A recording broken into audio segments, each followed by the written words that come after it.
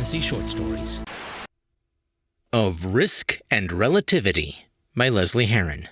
Chapter 12, A Bark Worse Than the Bite.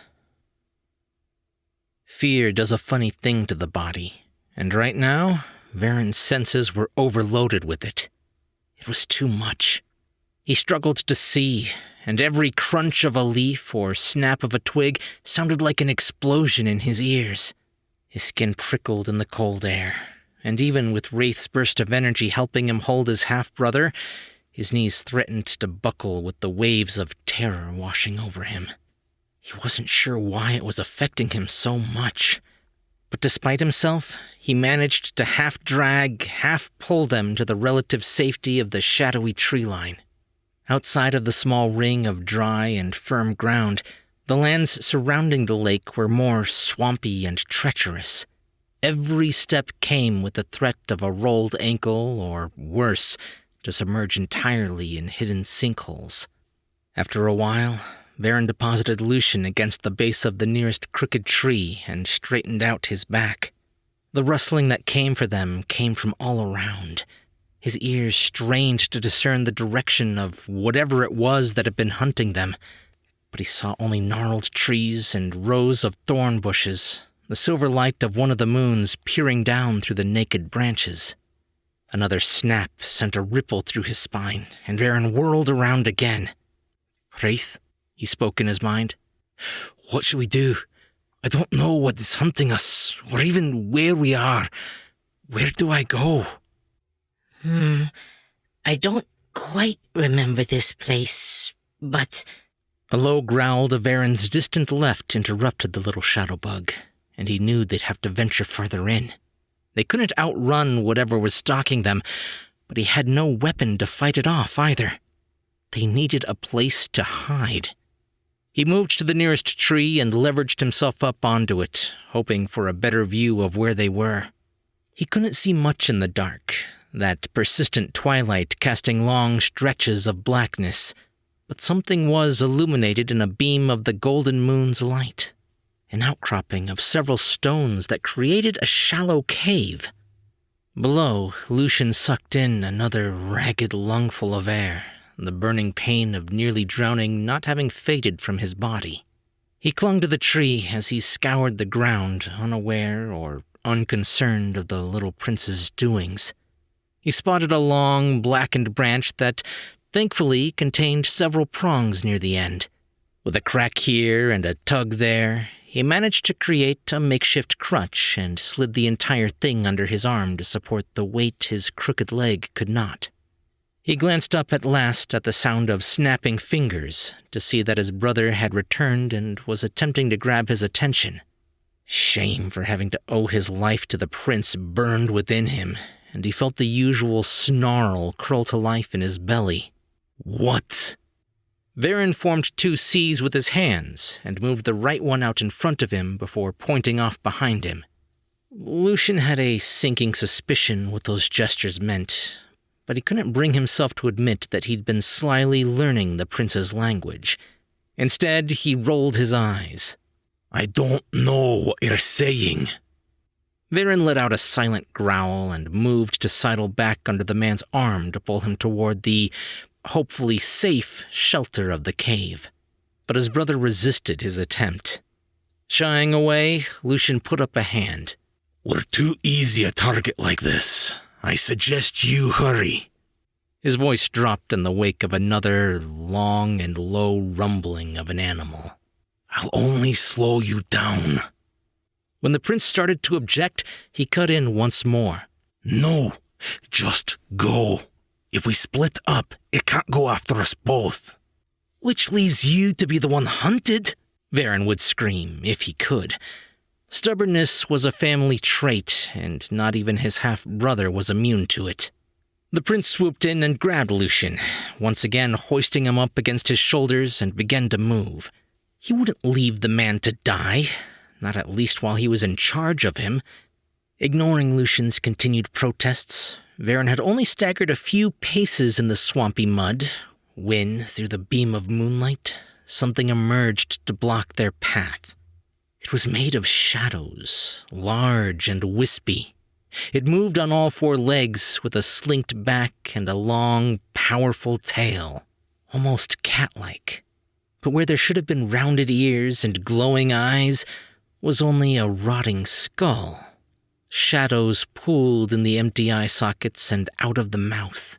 It moved in stiff motions, as if it had forgotten what being alive was like. As the dark mist roiled around its joints, Herron could see the decaying muscles, tendons, and flesh that clung to the bones of the animal. And taking a wild guess, he presumed the dead thing to be possessed by a parasitic shadow. Another low growl permeated the air, and before Herron could move in any direction, the thing pounced. It lunged, long dagger-like claws extending from its shadowy paw, and aimed for his throat. Lucian shoved away from his brother, and with the speed of a skilled swordsman, brandished his walking stick, using it to deflect the creature. The pronged end of the branch caught the beast's eye socket and snapped its head back as the body kept moving forward. It rolled away and howled in pain. Lucian stumbled, his crooked legs screaming, but he didn't fall to the ground as strong hands hoisted him back up. He whirled around, looking over to see the prince struggling to gesture his words. Ashamedly, though Lucian had attempted to make an effort to understand sign language, he had let his studies fall to the wayside in the aftermath of Elias's, shall we call it, experiment. As a result, he couldn't keep up with the speed at which his brother spoke. He reached out, swatting away his hands. I don't know what your idiotic finger waggles are. If you have a plan, just move before that thing regains itself. Herron felt a flash of annoyance flow through him. He wanted to argue, but now wasn't the time. With a little help from Wraith, who was pulling on the small living grasses around them, he managed to haul the two of them towards the outcropping he had spotted before. But as they neared the opening, he froze when all the hairs on the back of his neck stood up. He could feel the sensation prickling through him, and he took a step back. It felt oddly familiar. A primal fear forced into his mind, making it hard to move or think. What are you doing? Hurry up and get inside! Herron glanced over his shoulder. The large shadow cat was prowling behind them. Either it had used too much energy to pounce before, or it knew they had nowhere to run. This was the more likely of the two. Its head was askew. The momentum of Lucian's attack had snapped it back so hard it was now approaching them with a 3/4 tilt. It opened its loosely attached jaw, shadows spilling free, and it let out a keen shriek, then lunged again. The creature was much too fast, closing the distance to the prince near instantly. Lucian made to intercept, but his crooked leg couldn't fully support his weight, and it slowed his movements. By the time he had raised his makeshift crutch into position, the beast had whizzed by his swing. He was, however, saved the horror of watching it rip Herron in two when something massive launched itself from the cave and impacted the beast in midair. The two monsters shrieked and howled as they clawed at one another, and when their bodies impacted the ground, they slid into a golden moonbeam, and Lucian felt that pull in his gut, the one that urged him to flee. Hunched over the shadow cat, muzzle deep in its neck, was the largest wolf he had ever seen. But it didn't move like an animal that lived on all fours, but rather was squatting like a man would. It was covered in rich auburn fur with long ears and a tail that swished back and forth with its owner's movements. Herron, being the closer of the two, felt life return to his lungs as he finally allowed himself to breathe. There was a cold numbness streaming through his veins, and he managed to move his eyes, the only part of his body that would listen to him, to catch a glimpse of the creature that was only feet away. There was a horrible ripping sound and a final screech from the shadow cat before it fell limp. The remaining beast began to tear into the dead creature with its mouth and claws, shredding its prey with a barely contained rage. That's when Herron saw it. The torn strips of his cloak still lashed around the beast's wrists. Winter? This thought sent shivers not just through him, but through Wraith as well. It meant if they had to fight, they couldn't use lethal force. That familiar feeling now made sense. He'd felt it before whenever the man smiled, though that was merely a shadow to the terror flooding through him now.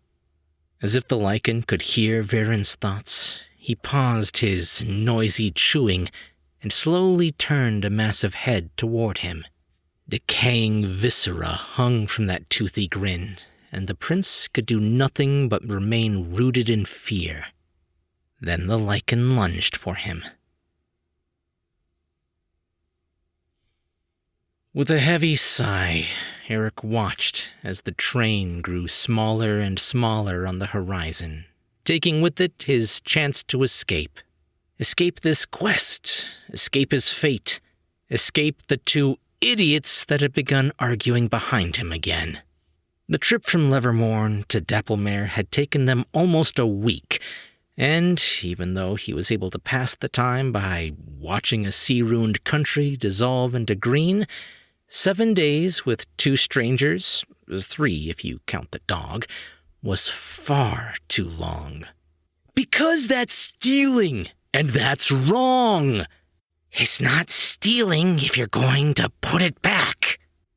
Eric rubbed his fingers across both eyes before pinching the bridge of his nose.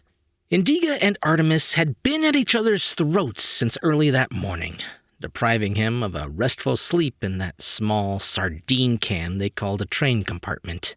Why is the dog arguing now? Eric whirled around to see the Selkie and the Necromancer were in the midst of a furious game of tug-of-war with a leather-bound journal. Hey, that's mine! Indiga shot Artemis a glare from his position on Duck's back. That's what I told him! I caught him sneaking a peek. I think he stole it while you were sleeping last night. The Necromancer yanked back with all his might and managed to pry the book free from the Selkie's grip. It's a book. Books are meant to be read. Unwilling or unable to concede defeat, Indiga leaned over to grab hold of the journal once more. Not diaries! Those are private! When Duck began howling and wailing like a wounded animal, Eric tossed his hands in the air and marched between them, shoving them all back a step and pulling free his own journal with his blackened fingers. It's not a diary! His attention changed from Artemis up to Indiga. Stop fighting! He handed the book toward the Necromancer. If he can read my awful handwriting, then he's welcome to it. Eric let out a long sigh of relief when the pair remained silent, the first time in what felt like hours. After a moment, he glanced around. As his eyes surveyed where they had been deposited, all he could see was green. They had traded icy and wintry beaches for, Eric groaned, muggy, humid jungle. He hated jungles. Well, all of nature, really. But the trees especially reminded him of home. They were standing atop a lone stone dais in the middle of a rainforest.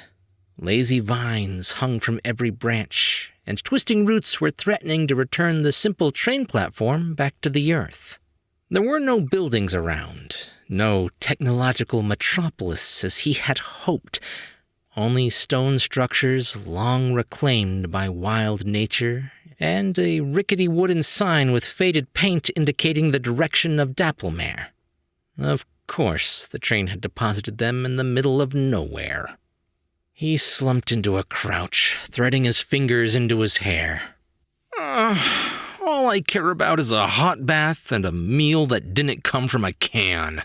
And which would the good sir wish for first? They all startled, swiveling around. Eric fell over, to find a short man with goat legs and curled horns, dressed in a sharply tailored jacket, bowing before them. When none of them answered, the satyr straightened its back, looking at each of them in turn. Would sirs prefer food first, or a bath? When only silence responded again, he gave a haughty sniff and then recoiled. He choked back on a gag, and, as politely as he could, offered, Personally, I'd recommend the bath. Eric scratched behind one pointed ear as he forced himself to his feet. Did we fall through a wardrobe or something? I'm really confused. No, sir. But you'd be surprised at how often travelers make that mistake. Bowing once more, the satyr said in a stiff, practiced voice, My name is Truvis. So nice of you to ask, by the way. He gifted them all a stiff smile and waved a hand toward the end of the dais opposite the train tracks. If sirs would be so kind, we have been expecting you. Indiga huffed and tapped Duck into motion. There were other passengers on the platform as well, some standing wide-eyed and afraid, while others looked bored, yawning peacefully. But they all parted for his massive husky. When he noticed the necromancer fall in line behind them, he shot a look over at the half-elf. We should leave him, he thrust out his chin, behind. I doubt they'd allow in thieves. Deciding against getting the two riled up, Eric rolled his eyes and slowed his pace so that he fell to the back of the line. The other patrons of the train stop moved around him, and he was surprised to see that each one was met by their own greeter, woodland spirits he had no names for. The path they followed had been nearly swallowed up by time and overgrowth. From what Eric could tell, this looked to have once been a road, cobble or gravel, that had faded into disrepair over the years. Now it was choking on moss and grass, clinging vines and snapping plants. He was just marveling at the realization that some of the larger stones had faded glyphs carved into them when the sounds of grating argument pinged in his brain. Well, despite what he said, it's still rude to go through someone else's things without asking. Artemis looked up from his borrowed book. What is your issue with me? Without even a breath for hesitation, Indiga shot back, Well, for one, you're a necromancer. And? Do I need a second reason? Indiga snorted as he looked back at his friend. Why did we even bring him along? Eric was busy deciding if that large rock over there would be sufficient enough to end their arguments with a single blow, but looked up, a waspish grumble forming in his belly. I'm about to leave you both behind. No. He has a point. Artemis spun around lazily. I appreciate you saving my life and all, but unless this is some debt I owe, why did you let me tag along? Waving him off, Eric returned his attention to his surroundings. Let's just say I've met people like you before, and they've all turned out unexpectedly useful. They had stopped moving now, and Indiga spun in his seat on Duck's back. You've known other necromancers? Eric ignored the incredulous look on the Selkie's face. Sure, let's go with that. It wasn't a lie, technically, but it wasn't really the truth either. Elias's stolen god powers probably didn't count as necromancy. A pang of sadness hit him as he thought of his once companion, Bob. Indiga let out a grunt of dissatisfaction. Bringing people back from the dead is wrong. It's not natural to raise them from their sleep. He turned away, looking ahead at the forest around them. There's a reason necromancy is forbidden in most civilized nations. He shifted to fire a dark look at Artemis. Mortals were never supposed to have such knowledge. It's wrong. It's evil. Eric winced. It wasn't the only knowledge mortals weren't supposed to have, as the gods kept reminding him. Truvis gave a loud ahem and signaled for them to continue walking, as they were now causing others to lag behind. Artemis folded his hands behind his back, his fingers still gripped around the journal as the group began to move once more. The deeper into the jungle they walked, the more buildings he noticed were being reclaimed. They passed beneath thicker canopies that blocked out the sun and offered them some small relief to the sweltering heat. It wasn't until they had stopped out in the sun again that Artemis felt he had fully considered the argument. I can see where you're coming from, but your logic is wrong. He held up a hand, asking the Selkie for a moment to explain. Where I come from, we have a saying. The blacksmith who forged the sword also crafted the plow. Indiga peeled off his coat with a huff. And what is that supposed to mean? Knowledge itself isn't swayed by right or wrong. Only of how people use it can you say it's good or bad. Artemis turned his attention back to the path as they walked. A master necromancer might be able to raise a few undead and coerce them to fight for him. Perhaps even slaughter his own family to use their corpses. This would be objectively evil. But someone with different intentions could use that same knowledge to commune with the soul of a murder victim to identify their assailant, or offer a grieving spouse the goodbye they never had. Or go back in time and right a wrong, Eric thought as he shucked off his own coat, the suffocating heat causing sweat to pool down his spine. Indiga pondered on those words as they moved into another patch of relieving shade before he replied, "We have a saying too. Good intentions are like thin ice. One wrong step and you're in over your head." He blinked as they stepped back into the sun. "Best leave such matters to the gods." The scent of sulfur had begun to invade the woodsy smell of the jungle, causing Eric's eyes to tingle with tears. But that hadn't halted his runaway thoughts. Indiga wasn't wrong. It had been his good intentions that had led to the multiverse nearly collapsing. Well, he could make an argument that Elias's hands were far dirtier in that than his own, but he knew that was a lie. He had tampered with something he knew to be dangerous, and found himself in over his head, as the Selkie had put it. Shrugging, Artemis turned, walking backward to keep with the moving tide of people, and offered them a slight shrug. Sure, if you go out there blind. But you can still cross thin ice if you plan ahead and take precautions. He pulled a face.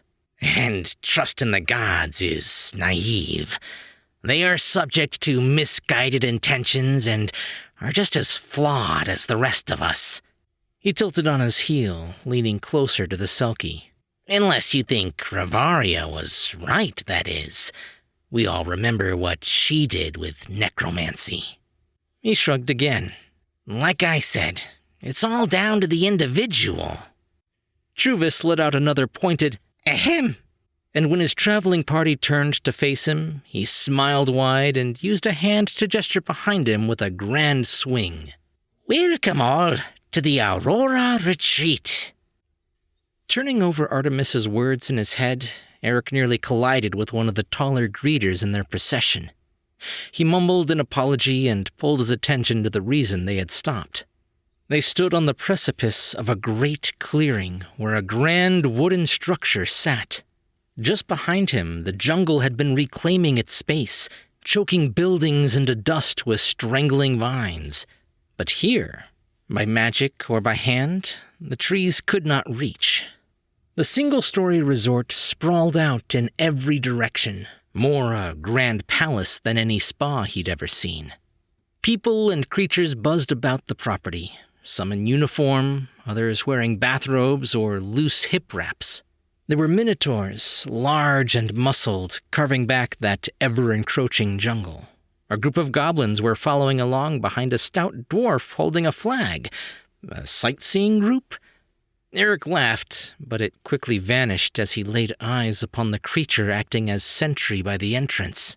As if she had been carved from the earth and brought to life by magic, a stone sphinx was sitting before the doors, wings spread wide, welcoming new guests or wishing farewell to those departing. Steam rose all around the compound, the source of the pungent aroma of sulfur. It told him there was very likely a geothermal hot spring nearby. And as he heard Indiga and Artemis resume their squabbling, Eric dared hope this next deity might be a volcano god, and he could sacrifice one or both of them in order to appease it. Look out! Herron had hardly registered that tiny voice in his head when the razor edge of the lycan's claws tore through the fabric of his cloak and leather vest. The force of the attack sent him tumbling sideways, into the muck and slamming him hard against a knot of twisted briars. His hands scrabbled around, searching his body, hoping to stem the flow of blood, but he was surprised to see only mud on his fingers. He twisted to take in the damage, and found a series of gashes in his clothes, but not a scratch on his skin. Herron squinted in the dark to see a faint shade of black receding back beneath his tunic, and his mouth fell open in surprise. The shadow bug had saved him. He was just forming the words in his mind, apologies and gratitude, when he felt Winter's weight atop him. As the lycan's jaws descended, Herron shoved his forearms against the creature's neck, but that left him defenseless to the claws that furiously swiped at him, slashing his exposed belly and legs. Winter gnashed his jaw, opening and shutting it as feral grunts and growls crawled free from his throat. Thick bands of saliva slid free from his fangs as he pushed against Herron's wrists, and in that moment the prince felt his strength begin to wane. I can't protect you much longer. There's nothing else to do. A shower of splinters rained over his face, causing Herron to wince and shy his head back as the lycan jerked to the side. A cry of fury and anger split the air as the beast scrabbled away, pawing at his face to clear his eyes. Herron turned from his vantage to see Lucian, one hand clutching the broken remnants of his makeshift crutch. Despite the agony in his crooked leg, Lucian moved before his younger brother. His weapon was now half the size it had been a moment ago, but on the other hand, it was less cumbersome, and he was able to swing it with more agility than before. He flicked his wrist, twirling the branch in his hand to get a feel for the balance as he would a sword, and set his sights on the lycan. Here, doggy, doggy. Winter spun on the sound, shaking the last of the splinters from his face and eyes. He peeled back his lips to release a low, angry growl. Lucian twisted out of the way when the beast lunged for him, avoiding those terrible claws with ease. His title of the greatest war general was not just a bunch of pretty, empty words. No, he'd earned them. He brought his weapon up in an arc, catching the creature smartly in the forearm and forcing it off balance. In that split second, he used the rebound of the weapon, flinging it around him to impact the wolf's spine, then drew it downward across his body to snake in and strike the lower leg. Winter tumbled, slamming face first into the mud. He flexed his claws, and with the power rippling through his muscles, he pushed himself free of the muck. He howled in rage as he spun on them, shadowcat viscera and ooze dripping from his limbs. It took Herron a considerable amount of energy to push himself up onto his elbows. His body felt heavy and drained, like it mirrored the state of his shade, tattered and ragged. As such, all he could do was sit there and watch in horror as Lucian went toe-to-toe with a werewolf. But his brother was a skilled fighter, and despite the fact he was favoring his good leg, which left him vulnerable to other attacks, he handled each lunge, swipe, or snap from the creature with an elegant grace and an expert parry. Lucian knew he couldn't continue, though. Not without a real weapon, sturdy ground, or two good legs. The werewolf simply wasn't taking damage, and he was growing more reckless and hard to predict. It let loose a vicious swipe, and he dodged, barely, bringing the branch around to strike the wolf in his jaw. But the creature didn't acknowledge his attack.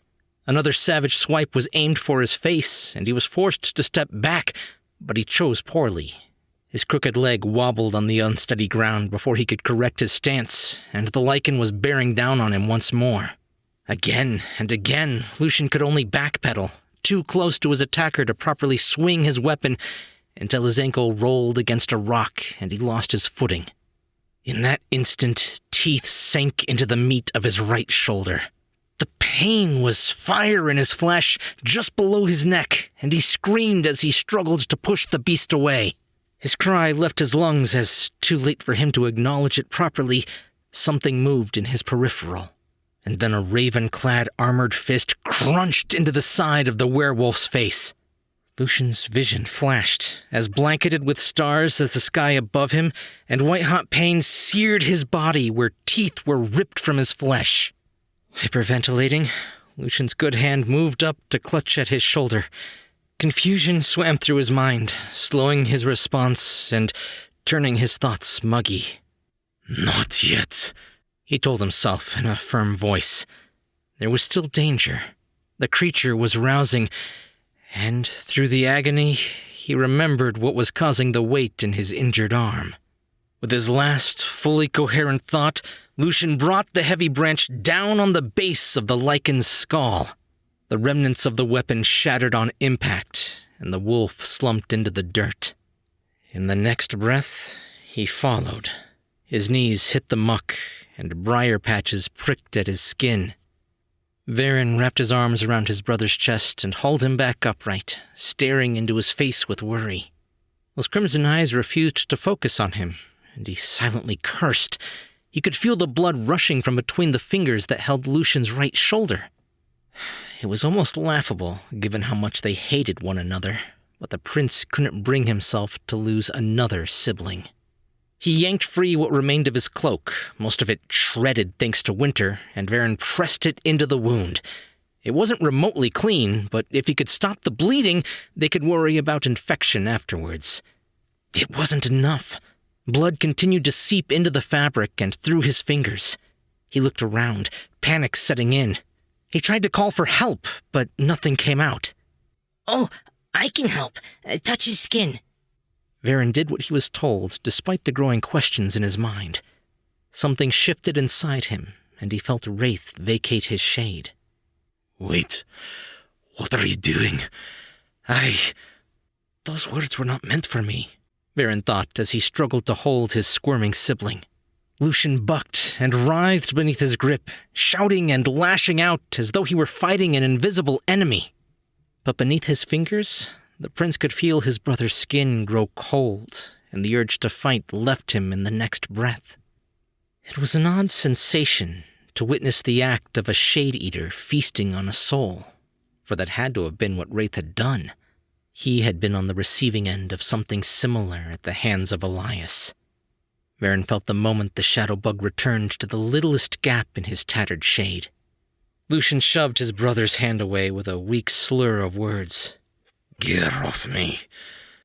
"You can let him go now."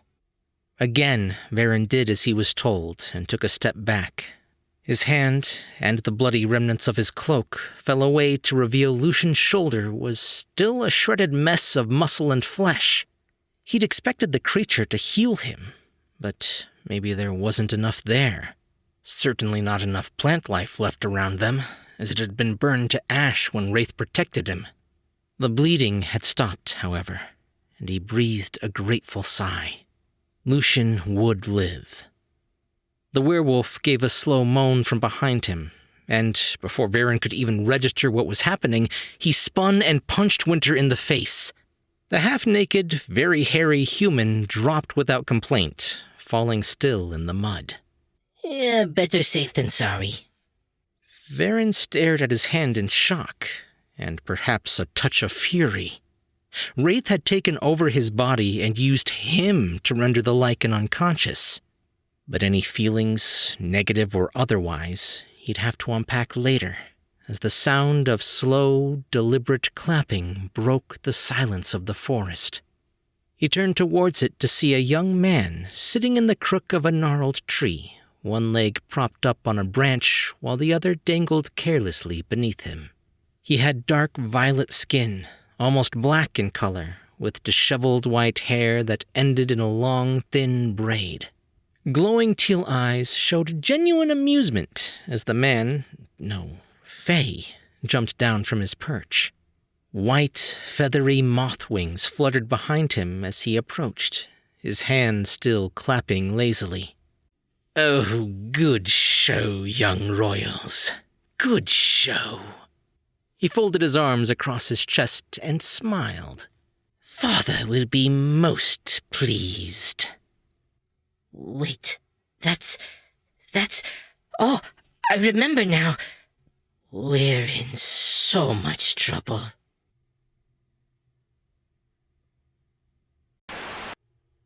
You've been listening to Of Risk and Relativity by Lesley Herron, Book 5 in the series here on Tall Tale TV. If you would like to listen to the entire book in one place, or any of her other novels, you can find them at talltaletv.com/series, or by following the links in the description. Welcome all to the Aurora Retreat. It's just like I imagined. Well, now ain't that something? And we're staying here? Indeed, sir. I hate to break this to you, Truvis, but I don't have any coin, or whatever currency you use here. Aw, that's too bad. I guess you can wait back by the train, preferably on the tracks. Hey, don't make me come over there. Not to worry, sir. Your entire stay has been comped. Excellent. And would you happen to have a nice aquarium for our flippered friend here to splash around in? I'm warning you. No. Is that something he's likely to need?